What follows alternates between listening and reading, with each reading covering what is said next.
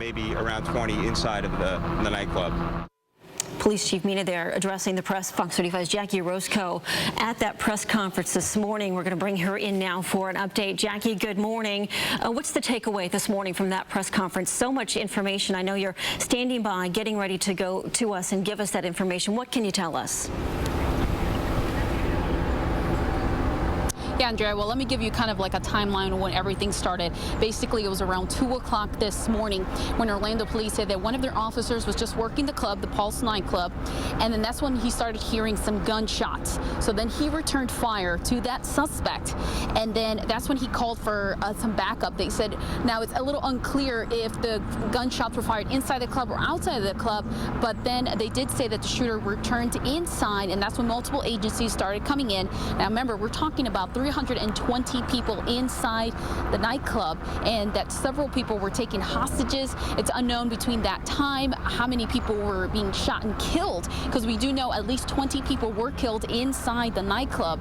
And so then it was around 5 o'clock this morning, so 3 hours went by when Orlando police and all these multiple agencies decided that, you know what, we have to take them out.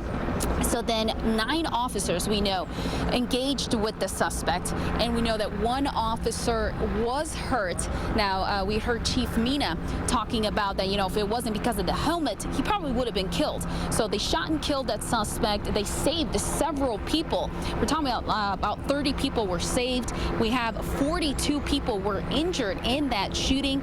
Again, as you can imagine, very chaotic. A lot of family members, you know, getting calls and texts from their loved ones saying we're held up here hostage. They didn't know how they were going to go out. So a lot of tears when we were here early in the morning.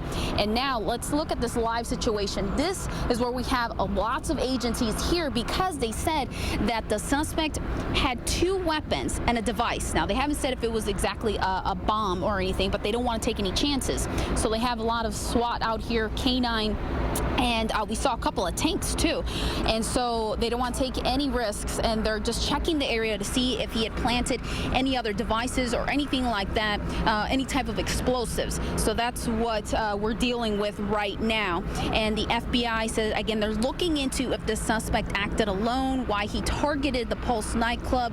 We know it was a gay nightclub. It was Latin night there. A lot of folks inside. Again, FBI says that he is not from this area, but he was very well organized. Again, he had 2 weapons on him, a semi-automatic or semi-rifle type of a gun, and a small handgun, and then that device. Again, the FBI is checking if the gunman has any terrorist ties with any groups, but again, they are calling this an act of terrorism whenever there's a mass shooting.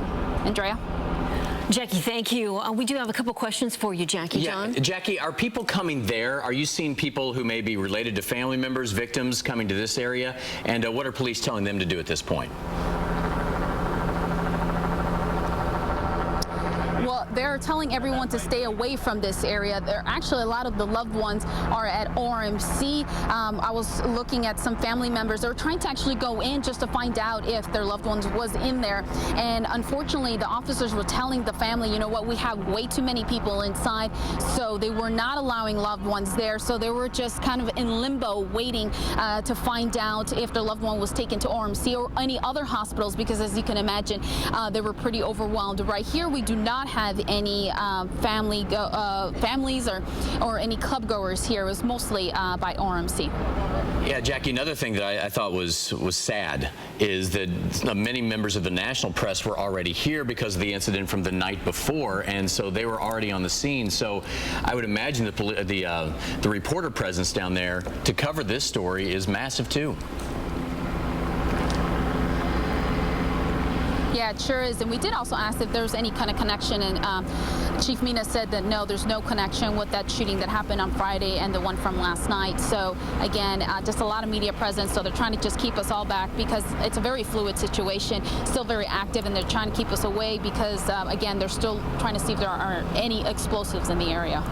Fox 35's Jackie Roscoe reporting in downtown Orlando at the scene of that press conference, which Orlando Police